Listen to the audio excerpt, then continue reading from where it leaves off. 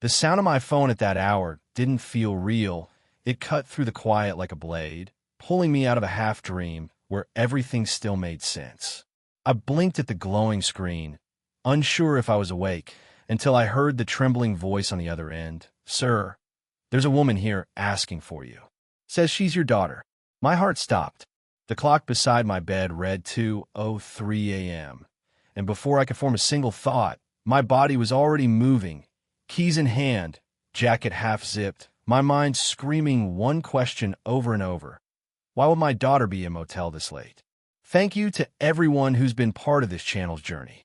Your support means the world. If you're listening right now, don't forget to tap that like button, leave a comment to share your thoughts, and subscribe for more stories that keep you at the edge of your seat. Every like and share helps us reach more listeners who love emotional, suspenseful storytelling just like this. The rain started halfway through the drive, slapping against my windshield in wild rhythms, as though trying to hold me back. The highway was empty except for the distant glow of truck lights slicing through the fog. My fingers tightened around the steering wheel, the weight of years pressing down on my chest. My daughter, Emily, and I hadn't spoken much since her wedding last year. I'd told her I didn't trust the man she was marrying, and that was the last real conversation we had.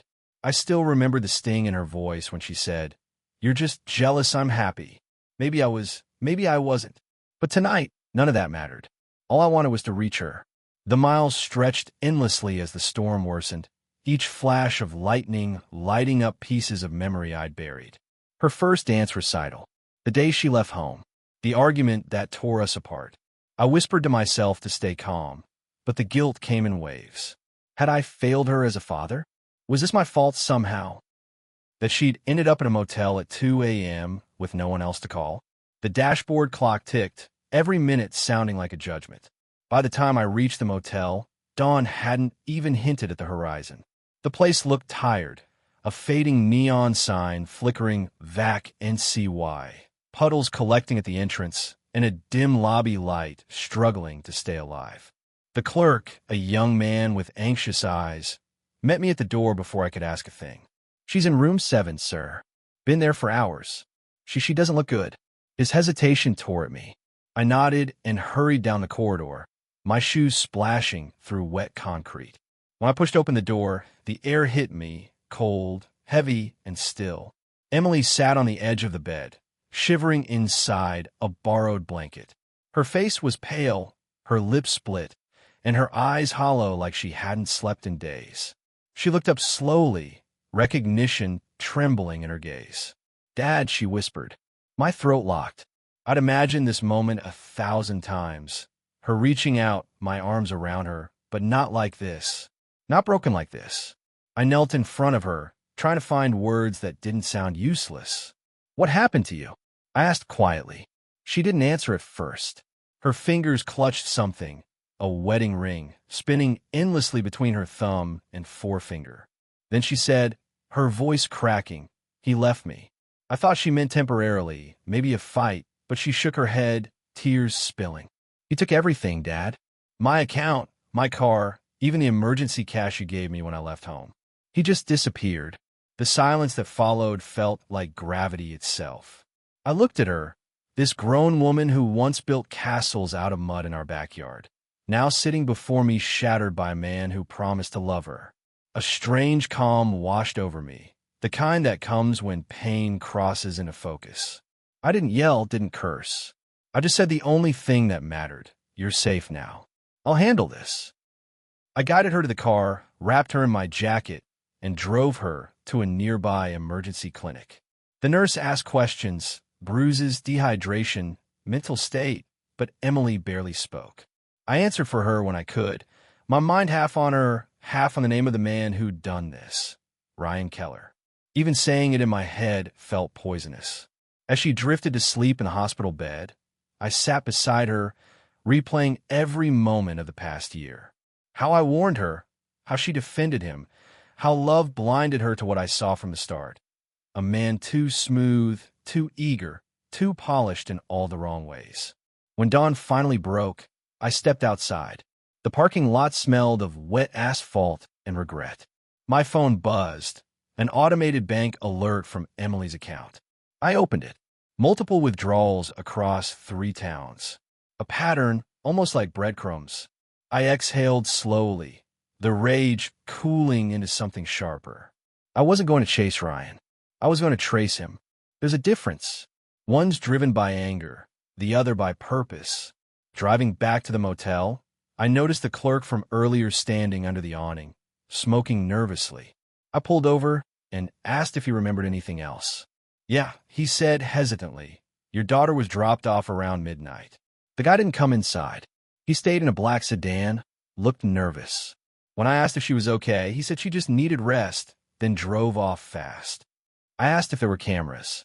He pointed toward the corner of the roof, a small, blinking red light. Yeah, but management never checks it. Still running, though. That was all I needed to hear. I thanked him and slipped him some cash for his trouble. As I drove away, my reflection in the rearview mirror looked unfamiliar.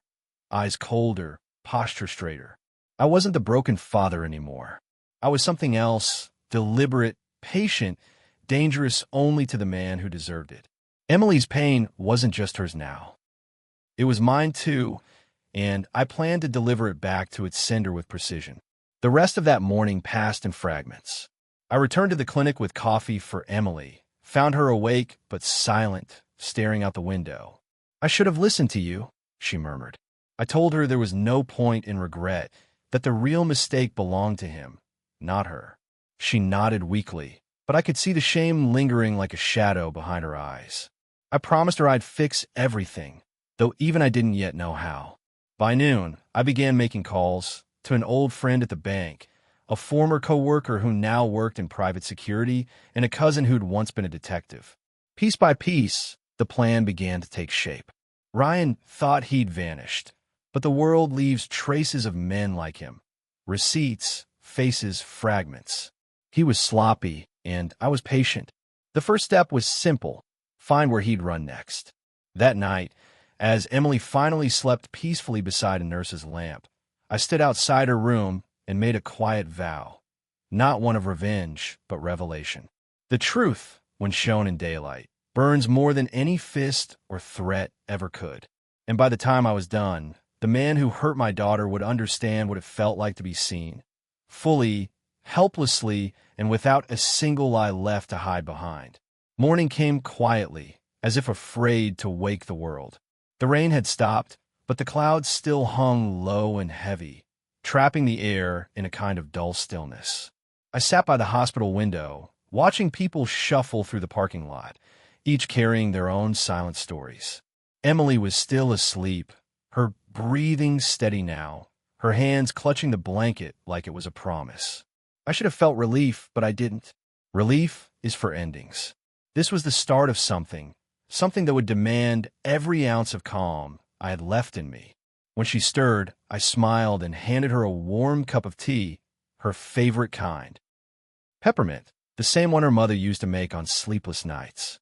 She looked at me with tired eyes, half embarrassed, half grateful. You shouldn't have come all this way, she said softly. I shook my head and replied, You're my daughter. There's nowhere else I should be. Her lips trembled, and for the first time since she was a child, she leaned against me without a word. In that fragile silence, I realized something. Pain has a strange way of rebuilding what pride once destroyed. While she rested, I stepped in the hallway and called my friend Mark, a quiet, methodical man I'd worked with back when I handled logistics for a security firm. I need a favor, I told him. He didn't ask why, just said, send me what you have. I forwarded screenshots of the bank alerts from Emily's phone, noting the cities, the timestamps, and the transaction codes. He whistled low through the line. That's 3 different states in 48 hours, he muttered. He's either running or he's playing a bigger game. I didn't answer. My gut told me Ryan wasn't just running. He was shifting identities, blending in like a man who'd done it before. By noon, Mark had something. Your guy withdrew the last chunk at a gas station outside Knoxville. Security cam caught him filling up, black sedan, same license plate your motel clerk mentioned. He paused. But here's the twist. He used a card registered to a shell company called Ravenhill Solutions. You ever heard of it? I hadn't, but the name sounded like something Ryan would invent. Vague, professional, impossible to trace without effort. I thanked Mark and wrote it down, circling it like it was a bruise on paper. Ravenhill. That's where I'd start. I spent the afternoon in a small cafe across from the hospital, laptop open, scouring through old social media accounts I knew Ryan once used. His name had vanished, but his mannerisms hadn't. The man loved attention, loved to post about grind culture and making it big. Under a new username, I found him again, Ryan K., business consultant. Same smile, same watch, same arrogance dressed in a different shirt. He was pitching something new, an AI-based investment model for real estate growth. I almost laughed at the irony. A liar selling intelligence. Scrolling deeper, I found comments from 2 accounts that kept praising him. Both were fake, created recently, and both linked to a single website, ravenhillsolutions.com. The pieces were aligning. I clicked the site, expecting it to be dead or under construction, but instead it loaded a slick homepage with a tagline that made my stomach tighten. Innovation. Integrity. Impact. His favorite kind of lie, short, confident, and hollow. A contact form sat at the bottom. I filled it out using a fake name and email. If Ryan thought he could run a con in plain sight, then I'd play along. When I returned to the hospital, Emily was awake, scrolling through her phone. She'd seen his page too. He's pretending like nothing happened, she whispered, shaking her head. He's out there living like this didn't destroy me. Her voice broke, and I sat beside her, placing a hand on her shoulder. Let him live his illusion, I said quietly. Every lie has an expiration date. Ours just comes faster when the truth knows where to look. She nodded weakly, and though her face was pale, I saw something in her eyes, the faint spark of trust, the kind that can't exist without hope. That night, I went back to the motel. The same clerk was there, this time sipping coffee and watching old crime shows. When he saw me, he straightened. "Did you find her okay?" he asked. I nodded and then leaned closer. "You said there were cameras, right? You mind checking the footage from that night?" He hesitated, scratching the back of his neck. "We don't really do that often, but I can try." We walked to the small back office, where a dusty monitor hummed quietly beside a stack of ledgers. He rewound the feed to just before midnight. For a long minute, there was nothing, then headlights. A black sedan pulled in, stopped near room 7. Ryan stepped out, opened the door, and motioned for Emily to get out. Even through the grainy footage, I could see her confusion, the way she hesitated before stepping into the rain. Ryan said something, pointed toward the room, and then he drove off. No hug, no words, just gone. Watching it made my jaw tighten. "Can I get a copy of that?" I asked. The clerk nodded, plugging in an old flash drive. "Sure. Manager won't even notice." When it was done, I thanked him again, this time leaving more cash than before. As I walked out into the cool night air, I looked up at the flickering motel sign and thought about how truth often hides in the quiet corners of small places. That little red recording light had seen everything Ryan thought he'd erased. Back at the hospital, I transferred the footage to my laptop and watched it again, frame by frame. Every motion, every detail. Then I noticed something I hadn't before. Another car parked behind Ryan's sedan, engine running, headlights dim. It left seconds after he did. A second vehicle. My heart picked up. Who was that? A friend? An accomplice? Maybe even someone from his fake company. Either way, it meant he wasn't alone, and that changed everything. The next morning, Mark called again. "Found something interesting," he said. "That Ravenhill company? It's registered to an address in Atlanta, but the same building hosts 3 other shell companies, all created by the same person. Guess who?" I didn't need to guess. "Ryan Keller," I said. "Bingo. And he's hosting a private investor pitch in 2 weeks. It's invitation only, but I can probably get you in as staff if you want." My pulse steadied. The plan was writing itself. "Do it," I replied. Before I hung up, Mark hesitated. "You're not going to do anything stupid, right?" I smiled faintly. "No," I said. "Just something necessary." For the next several days, my routine was mechanical. Wake up, check on Emily, research Ryan's network, then sleep for a few hours before doing it again. Every discovery was another piece of the man's arrogance laid bare. Unpaid taxes, fake contracts, even a forged signature from a real estate broker. It wasn't just about what he did to my daughter anymore. It was about who he'd been all along, a hollow man surviving on borrowed charm. Late one evening, Emily asked me what I planned to do. I told her I wanted to show him the mirror he'd spent years avoiding. You can't save someone who's built a life out of pretending, I said, but you can make them face it. She frowned, unsure but didn't argue. I think part of her understood this wasn't vengeance. It was justice painted in quiet tones. As the days passed, I rehearsed every possibility. How to get in, where to sit, how to play the footage. Each step was mapped like a heartbeat. I wasn't sure what would happen afterward, whether I'd feel peace or whether the whole Ryan tour would ever really close. But I knew one thing for certain. The next time I stood in front of him, he wouldn't see the man who once warned his daughter to stay away. He'd see the father who came back with proof, patience, and purpose. And when that moment came, I intended to make sure he never forgot it. The week that followed felt like the longest one of my life, the kind where days blur together and the nights feel like they never end. Emily was healing slowly, her bruises fading but her eyes still dim, haunted by questions she wasn't ready to ask. I kept my calm around her, careful not to let her see how much time I spent on the phone, how often I stepped outside to make quiet calls, or how many notes filled the pages of my worn notebook. Every name, every date, every lie Ryan told, I wrote them all down. Revenge was never the goal, not really. I just wanted truth to find him, even if I had to guide it there myself. Mark called again that Monday morning. Got more names for you, he said. People who worked with Ryan under that company, or thought they did. Some of them might talk. I jotted down the list. A landlord, an old co-worker, a woman named Carla who once described herself as Ryan's partner. I didn't ask what kind. I thanked Mark and began mapping out my route. Atlanta wasn't far, but the road ahead was more than just distance. It was a descent into the wreckage Ryan had left behind, one lie at a time.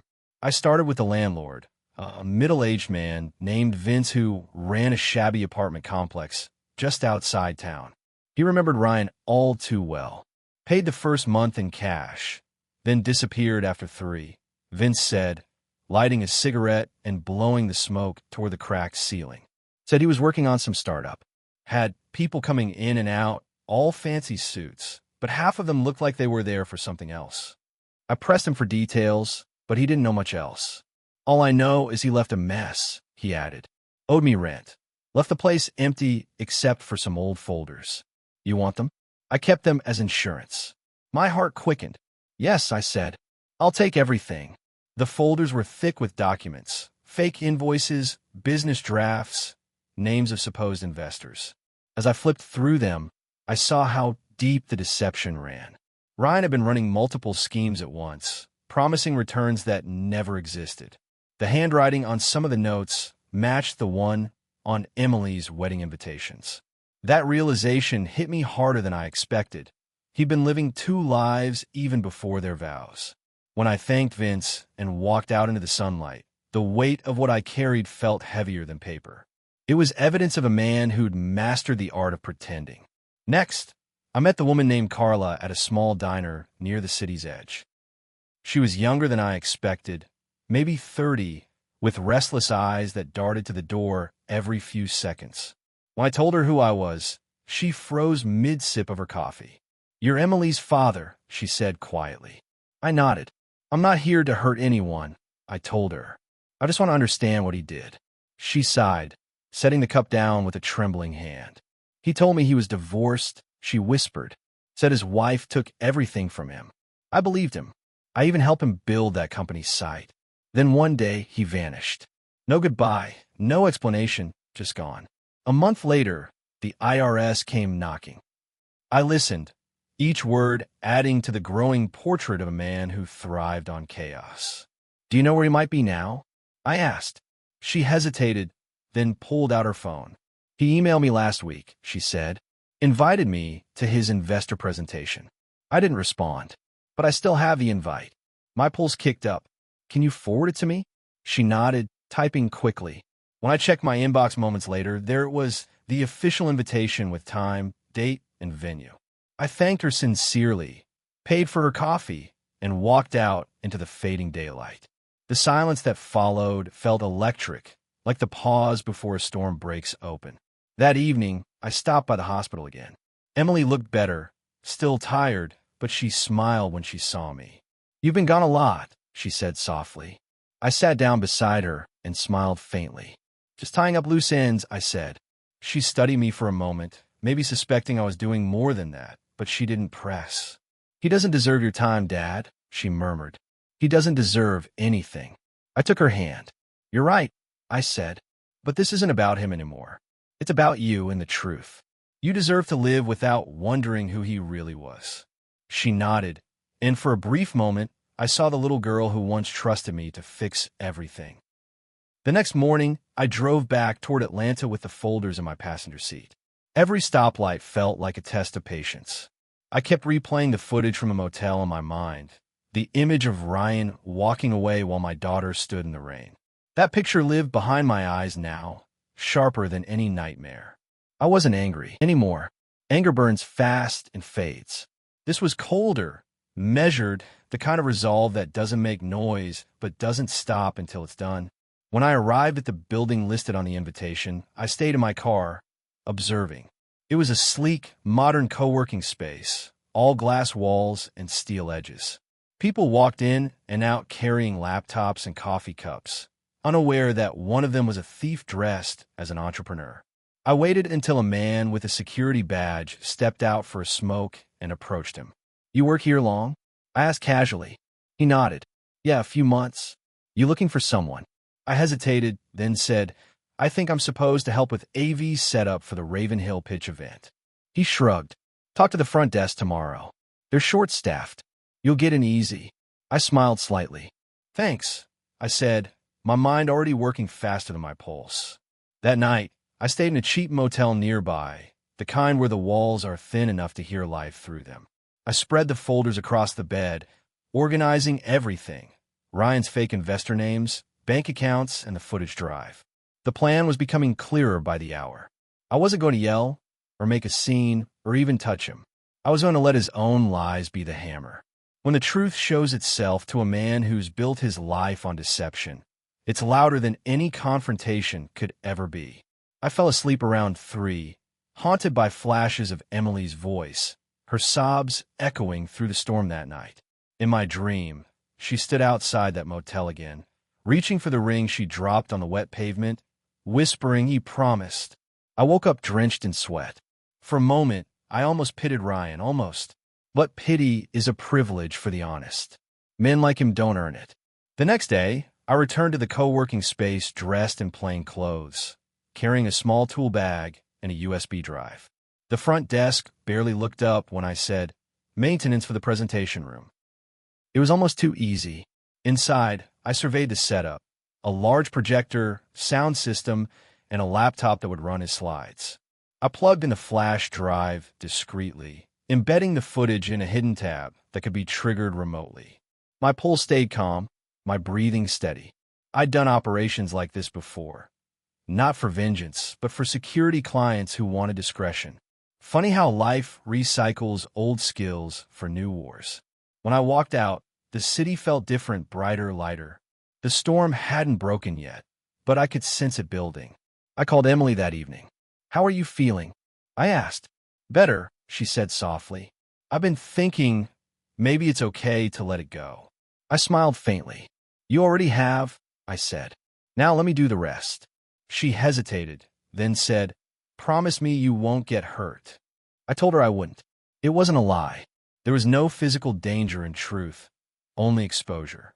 As the sun dipped below the skyline, painting the city gold, I stood by my car and stared at the reflection in the window. The man staring back wasn't the same one who received that 2 a.m. call. He was steadier now, colder in some ways, but clear. The silence before the storm is deceptive. It's quiet not because nothing is coming, but because everything is. And for the first time in a long time, I was ready for it. I woke up the next morning with the kind of clarity that comes only when you're too deep to turn back. The plan had taken root in my mind, branching into details I couldn't stop thinking about. Ryan's downfall wouldn't come from violence or anger. It would come from exposure. He'd built his empire on lies, and all I had to do was let the truth echo through the same walls he used to deceive others. But first, I needed every piece of evidence I could find. Half measures would only make me look like the kind of man who acted out of rage. I wanted precision, the kind that left no room for denial. After breakfast, I called Mark. He sounded groggy, like I'd pulled him from bed. I need access to something, I said. Anything that connects Ravenhill Solutions to Ryan Keller. Emails, payments, registration logs, all of it. He sighed. You're asking for corporate-level digging, my friend. I waited, saying nothing. After a pause, he exhaled. Fine, give me a few hours. I'll send what I find. I thanked him, though I could tell from his tone that he was starting to worry about me. Maybe he thought I was chasing ghosts. But the thing about ghosts is, they always leave footprints if you know where to look. While waiting, I drove back to the original motel, the one where everything started. The same clerk was there, though this time he smiled faintly when he saw me. Back again, he asked. Just one last thing, I said. I explained that I needed to check if the footage covered any other angles, perhaps the parking lot or rear exit. He nodded and led me to the back office. The monitors were grainy, but after rewinding and pausing frame by frame, something caught my eye. The second car I'd noticed earlier. It had pulled up minutes before Ryan's sedan arrived. Two men got out, one of them shaking Ryan's hand when he arrived. It wasn't a random passerby. It was a meeting. I froze the frame and zoomed in as far as the old system allowed. The man beside Ryan looked older, maybe mid-40s, with a distinct scar running down his neck. The clerk squinted beside me. Never seen him before, he said. I copied the footage onto another flash drive and thanked him again, leaving a larger tip this time. As I walked out into the daylight, the pattern began to form in my head. Ryan hadn't just abandoned Emily. He'd traded her pain for profit. Whoever that man was, he wasn't just a friend. He was an accomplice. Back in the car, I stared at the frozen frame on my laptop screen. The scar man's face was partly turned toward the camera, just enough to catch his profile. I uploaded the image to a private database I still had access to from my old firm. A risk, but one worth taking. The software ran facial recognition across public records and business profiles. Within minutes, it pinged a match. His name was Leon Briggs, a silent partner in at least 5 shell companies, including one connected to Ravenhill Solutions. That was the missing piece. Ryan wasn't acting alone. He was running a con team, and Emily had just been collateral damage in his new life. By evening, Mark called again. His voice was low, serious. I found something ugly, he said. You might want to sit down. I leaned against the motel window, gripping the phone tighter. Go on. He explained how Ravenhill Solutions had received nearly $200,000 from private investors in the last 4 months, all under false claims of developing AI-based property software. None of the code exists, Mark said. Everything they showed was stolen from open-source libraries. And guess whose name is listed as head of client relations? My jaw tightened. Emily Keller.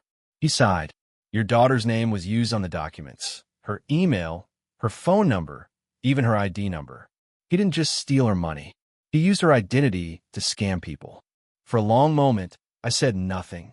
The room spun slightly, the weight of that truth hitting harder than I expected. All those late nights when she'd been helping him organize work emails, all those messages she thought were business-related, she had unknowingly been his cover. My hand shook, not from anger, but from a cold realization. Ryan's cruelty had layers. He didn't just abandon her. He tied her to his crimes. If I hadn't intervened, she could have been the one facing charges. Can you give me proof? I asked. Already sent to your inbox, Mark replied. Be careful with it. This stuff could destroy him if it gets out. I almost laughed. That's the idea, I said, and hung up. When I opened the files, my chest tightened. There was digital trails, fake contracts, even signatures. The bastard had signed under Emily's name on every fraudulent deal. It wasn't just theft anymore. It was identity fraud, wire fraud, and possibly even tax evasion. He'd built his tower of deceit on my daughter's shoulders. The more I scrolled, the quieter the room became, until all I could hear was my heartbeat and the faint hum of the motel fridge. This wasn't just about exposing him to his investors anymore. It was about clearing her name before someone else came knocking. That night, I drove to see one of my old contacts, Lucas, a cybersecurity expert who owed me a few favors. His small apartment smelled of coffee and burnt wires, monitors flickering like tiny stars in the dark. "Long time, old man," he said, smiling faintly. "You look like you've been digging graves." I handed him the flash drive. "In a way, I have." He plugged it in, scrolling through the files, occasionally whistling low. Man, this guy didn't even try to hide it well. He used the same encryption key across multiple scams. Amateur hour. I nodded. "Can you restore deleted data? Emails, messages, maybe even backups?" He grinned. "You came to the right guy." Hours passed as Lucas worked. The room filled with the soft clicking of keys and the glow of code streaming down his screens. Finally, he leaned back. "Got something." He opened a folder labeled Archive under Ravenhill. Inside were dozens of messages, correspondence between Ryan and Leon Briggs. I read each one slowly, letting the words sink in. The girl's name makes it look clean. She thinks it's just admin work. Once we hit the investor pitch, I'll disappear. Let her take the fallout. My stomach turned. They planned to leave Emily behind as a scapegoat all along. Lucas looked at me carefully. "You okay?" he asked. I nodded, though the air felt thick in my chest. "Can you send me copies of everything?" He nodded. "Already done." "But man, what are you going to do with this?" I stared at the screen, the words glowing like scars. "I'm going to let him face himself," I said quietly. Publicly. Driving back that night, I felt something strange. Not relief, not satisfaction, but a deep, hollow calm. Like I'd been standing in the dark for too long and had finally seen where the light switch was. Every truth I'd uncovered only made the silence around me heavier. Ryan had thought he was clever, untouchable. But lies, no matter how well built, have weak corners. All I had to do was press one, and everything would come crashing down. When I reached the hospital, Emily was asleep again. I sat by her bed, brushing a strand of hair from her forehead. For the first time, she looked peaceful, unburdened. I whispered softly, "You won't carry his shadow anymore. I promise." Then I stepped outside, looking at the city lights flickering beyond the window. The storm inside me had finally quieted, not gone but controlled. The next step wasn't about discovery. It was about execution. The final plan was simple. At the investor event, Ryan would be presenting slides from his laptop. I would be there, blending in as background staff. At the moment he'd begin to boast about integrity and innovation, the screen would change. The emails, the footage, the confessions, everything he'd buried would fill the room. He wouldn't just lose money. He'd lose what he valued most, the illusion of being admired.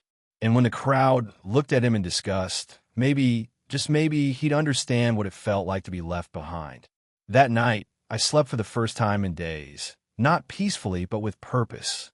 The next few days moved like the slow turn of a clock, deliberate, inevitable, and impossible to stop. Every tick reminded me of what was coming. I had the footage, the emails, the documents, and the timing. Everything was lined up like dominoes waiting for a single push. But still, I couldn't shake the weight pressing on my chest. The plan was perfect on paper, but in life, perfection rarely stays that way. I kept thinking of Emily, her quiet recovery, the way she sometimes looked out the hospital window, as if she could still see the man who heard her walking away.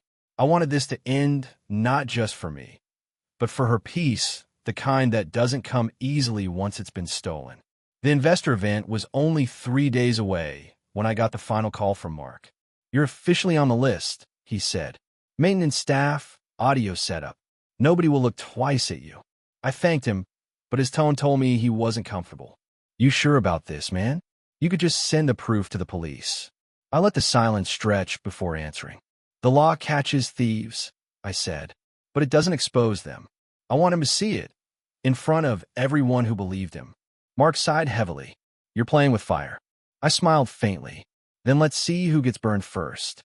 That evening, I returned to the hospital to check on Emily. She was sitting up this time, her hair neatly tied, her color returning. The nurse said she was healing faster than expected, though the emotional wounds were deeper. "Dad," she said softly as I walked in, "you've been gone a lot. You don't have to keep worrying about him."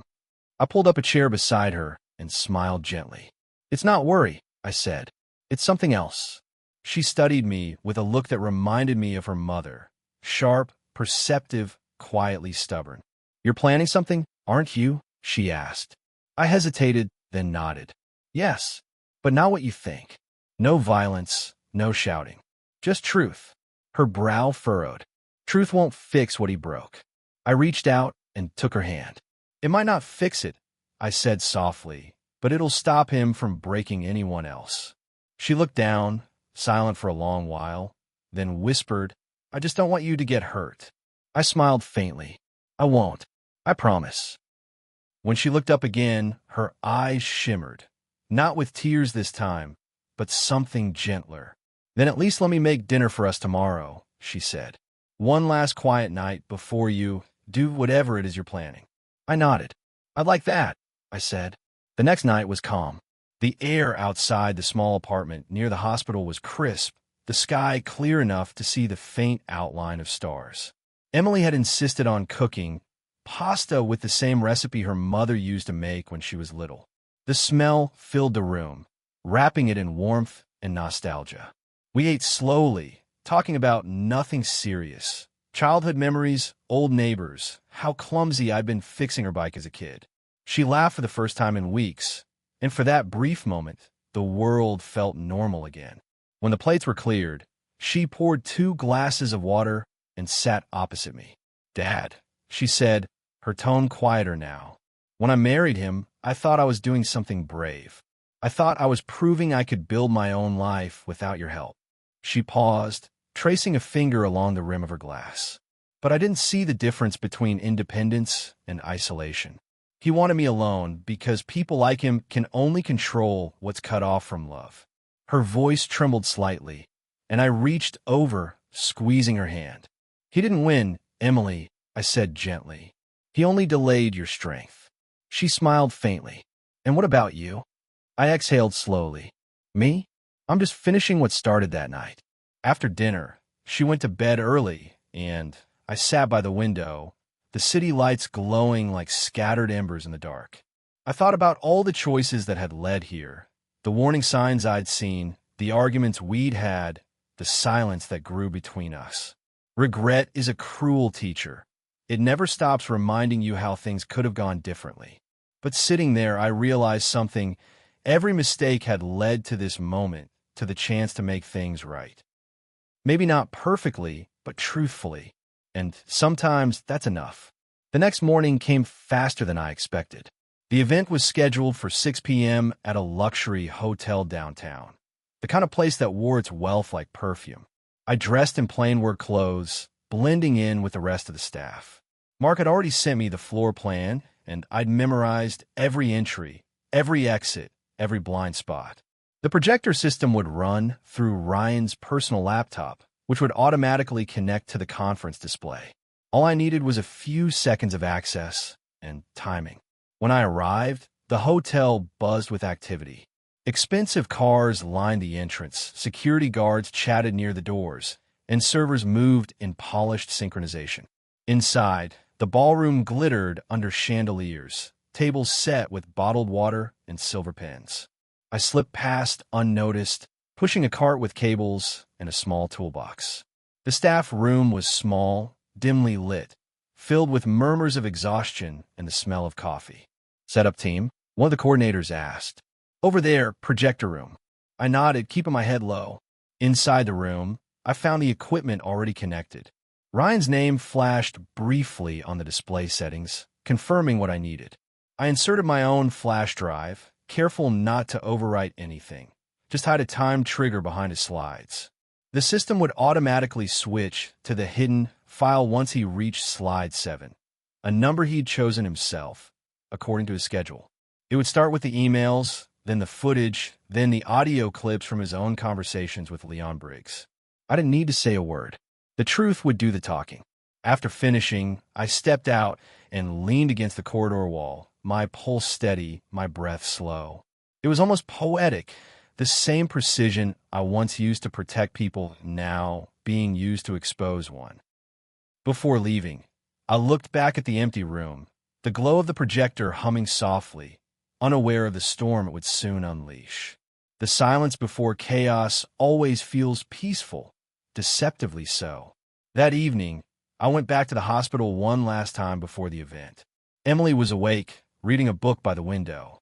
She looked up when I entered. "You're leaving soon," she said. I nodded. "Just for a few hours." She hesitated. "You'll come back, right?" I smiled gently. "Always." I didn't tell her where I was going. She didn't ask. Maybe she didn't want to know. Sometimes love is letting people keep their illusions safe until they're ready to face the truth. As I walked out, I noticed the rain had started again, soft, rhythmic, and familiar. The kind that blurs reflections and makes cities feel smaller. I took it as a sign. The same kind of rain had fallen that night, when Emily called out for help, when everything broke. Tonight, it would wash something else clean, not vengeance but justice. The drive to the hotel was quiet. The city lights shimmered through the drizzle, headlights cutting through the mist like tired eyes refusing to close. My hands gripped the steering wheel loosely, not from nerves, but from purpose. I wasn't afraid. I'd already lost what mattered once. There was nothing left to lose, only something to reclaim. When I arrived, I parked a block away and watched from across the street as guests in tailored suits stepped out of their cars, laughing, shaking hands, unaware of the truth waiting inside. I waited until they'd all gone in, then followed quietly through the side entrance reserved for staff. The corridors buzzed with last-minute adjustments, lights dimming, microphones being tested, music soft in the background. I blended in seamlessly, invisible among the moving parts. At 6:15, the doors closed. The event had begun. From where I stood, just beyond the curtains, I could see him. Ryan Keller. Dressed in an expensive suit, hair perfectly combed, smiling that same practiced smile I'd seen in every photo, every lie. He looked calm, confident, untouchable. But I saw the tremor in his hands when he adjusted his cufflinks. Maybe somewhere deep down, he knew his ghosts were coming. The host introduced him, and applause filled the room. As he walked to the podium, I stepped back into the shadows and whispered under my breath, "Let the truth speak." Then I slipped out of sight, disappearing into the hum of the hotel air, leaving behind only the faint scent of rain and the quiet ticking of time, counting down to ruin. The ballroom glowed under the soft light of chandeliers, each one reflecting the gleam of ambition that filled the room. Investors in tailored suits, their laughter measured and expensive, sat at round tables neatly arranged around the stage. The scent of polished wood and faint cologne floated through the air, a perfect backdrop for lies dressed as dreams. I stood near the back, half hidden by the curtain, wearing the uniform of an invisible man. Plain clothes, name tag, clipboard. No one looked twice. I'd become what Ryan could never see. The quiet presence in the corner of his story, waiting for the moment to end it. Ryan stood at the podium, smiling that same rehearsed smile that once fooled my daughter. "Ladies and gentlemen," he began, his voice smooth and confident, "thank you for joining us tonight. What we've built here at Ravenhill Solutions isn't just another tech startup. It's the future of intelligent investing." The audience murmured approvingly. He'd learned to use the right buzzwords, the kind that made greed sound like innovation. I watched his movements carefully, his gestures sharp, his eyes bright with self-importance. He wasn't nervous. He was proud, convinced he'd already won. That arrogance was his real downfall. Behind him, the large screen glowed with a sleek logo and the first slide of his presentation. My hand rested against the small remote hidden in my pocket, a backup trigger, in case the automatic switch failed. I could hear the faint hum of the projector, the soft shuffle of papers, and the rhythmic click of his shoes as he walked across the stage. "At Ravenhill," he continued, "we believe in transparency, integrity, and performance. The irony almost made me laugh. I wondered if he'd even practiced that line in front of a mirror, rehearsing sincerity he didn't possess. He moved through the slides effortlessly, numbers and graphs dancing across the screen. The investors nodded, some leaning forward, others jotting notes. They were hooked, not by truth, but by presentation. I felt a strange calm watching it unfold, like a man standing in the eye of a storm he built himself.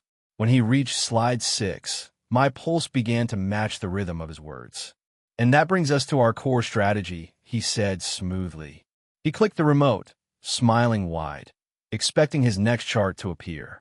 Instead, the room flickered. The screen froze for a moment, then changed. The audience murmured, confused. Ryan turned, tapping the laptop. "Technical glitch," he said lightly, trying to laugh it off. But the laughter died the moment the new image appeared. A grainy still frame of him outside the motel, rain falling hard, Emily standing under the awning, bruised and crying.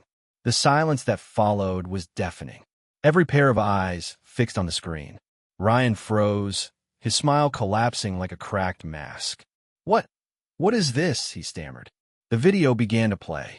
His voice, cold and detached, echoed through the speakers. "You'll be fine. Just stay here. Don't call me." Gasps filled the room.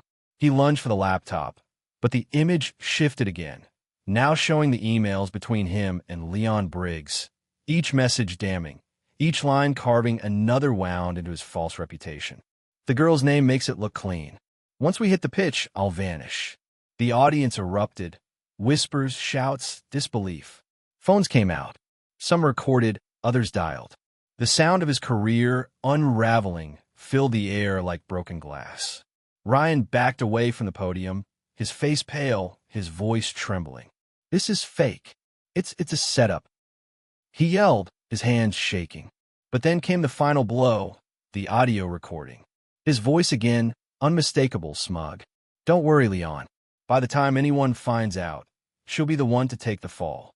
The words echoed through the room like thunder. Investors stood up, some shouting, others storming toward the exit. A woman in the front row threw down her notebook. "You used her name?" she hissed.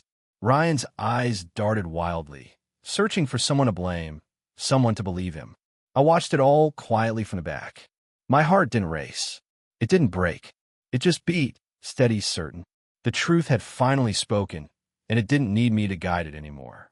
Ryan's knees buckled slightly as he turned toward the crowd, stammering, pleading, his voice cracking under the weight of panic. "Please, you don't understand. I can explain," but no one cared for explanations anymore. Reputation is a fragile kingdom. Once breached, it burns faster than its king can rebuild. Security entered the room as the chaos grew. Some of the investors were already calling their lawyers. The host tried to regain order, his voice trembling through the microphone. "Ladies and gentlemen, please," but he was drowned out by the uproar. Ryan stumbled down the steps, pushing past people, his suit jacket slipping off one shoulder. The same confident man who once left my daughter in the rain was now running from the storm he created.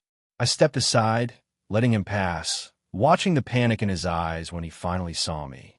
For a moment, time froze. His gaze locked on mine, recognition, disbelief, then fear. He whispered, barely audible, "You." I didn't move. I didn't smile. I just looked at him, calm, unflinching. He opened his mouth, as if to speak, but the words never came. Behind us, the screen still played his crimes, each line of text another nail in the coffin of his illusion. I leaned closer, my voice low enough for only him to hear. "You left her in the dark," I said. "Now you get to live there." He staggered backward, bumping into a guard who grabbed his arm. I turned and walked away, leaving him to his noise, his downfall, his silence.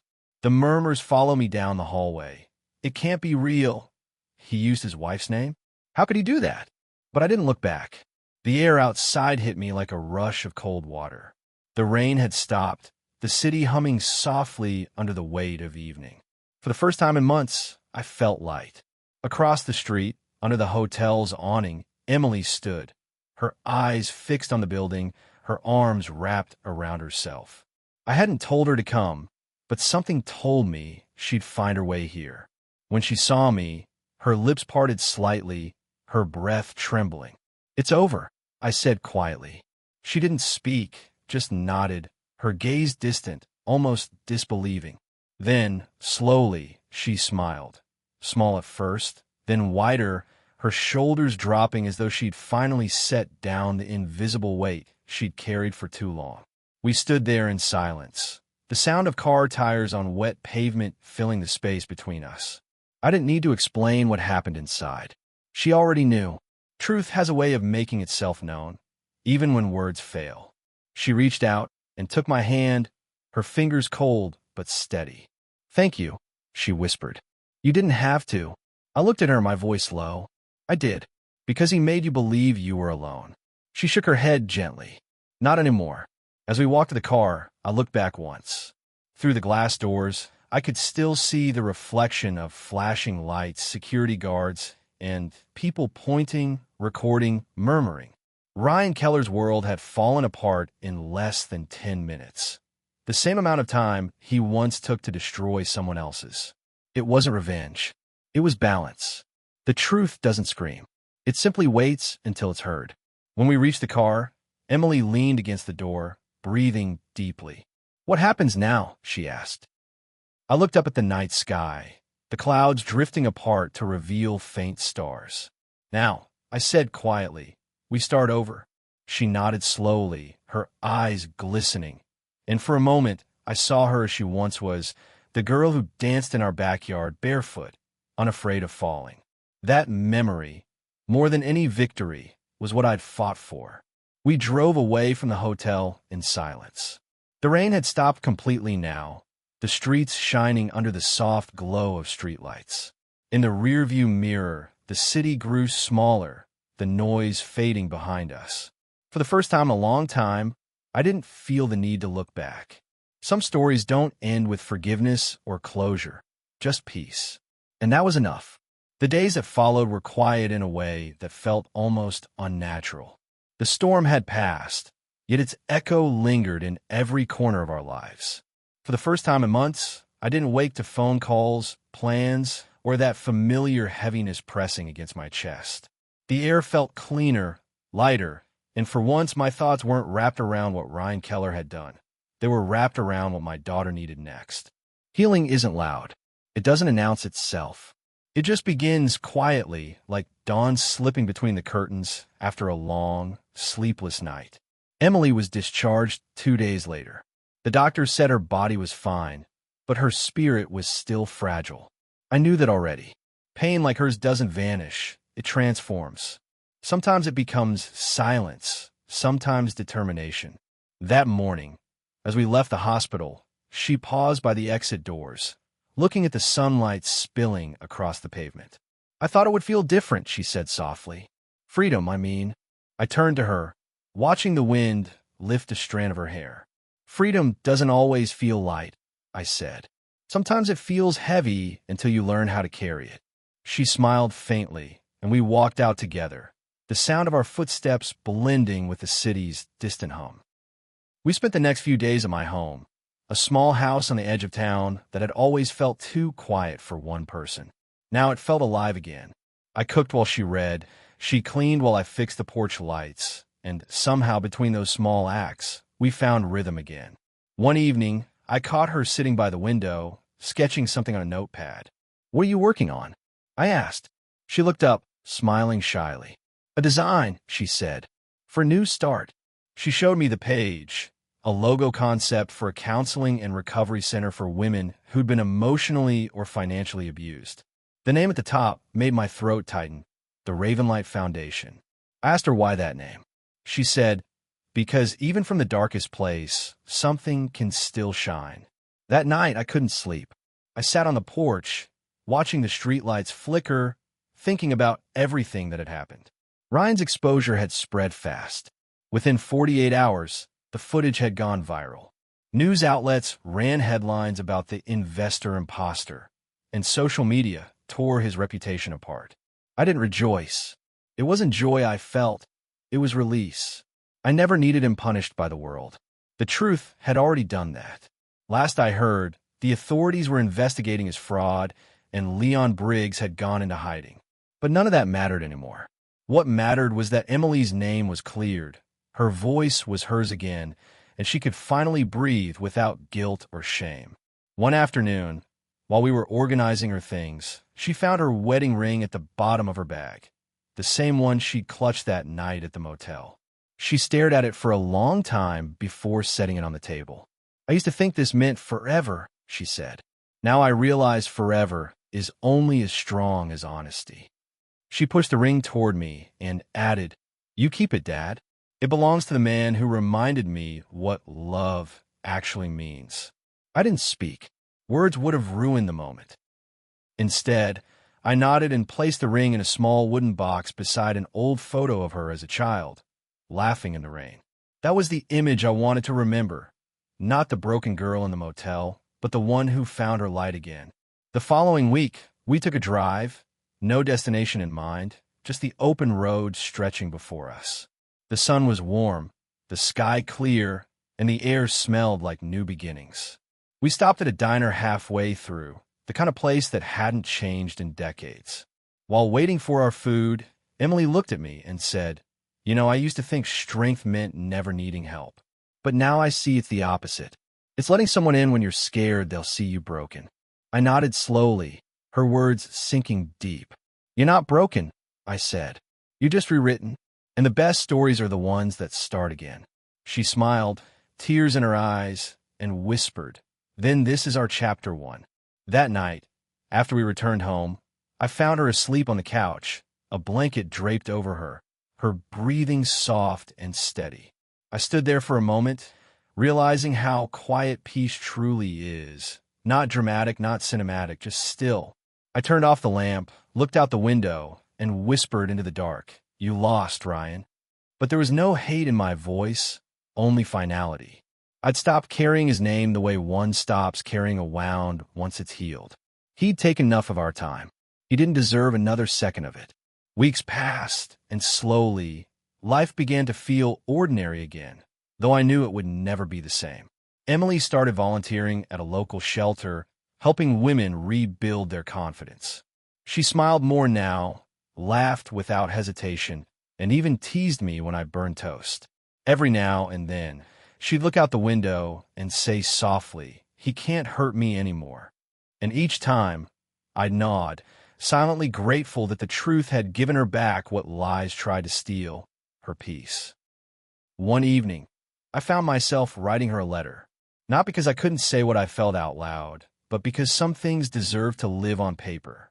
I told her that forgiveness isn't weakness, it's choosing to live unchained. I told her that while I'd set the trap, she was the reason the truth mattered. And I ended it with one line that summed up everything.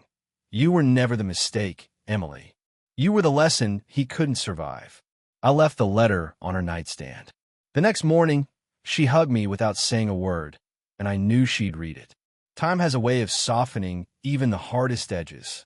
The motel where it all began closed down a few months later, sold to new owners who had no idea what memories it held. The hotel where the pitch happened became the subject of podcasts and articles. Yet for us, it was just a footnote in a story that no longer defined us. The real ending wasn't about justice.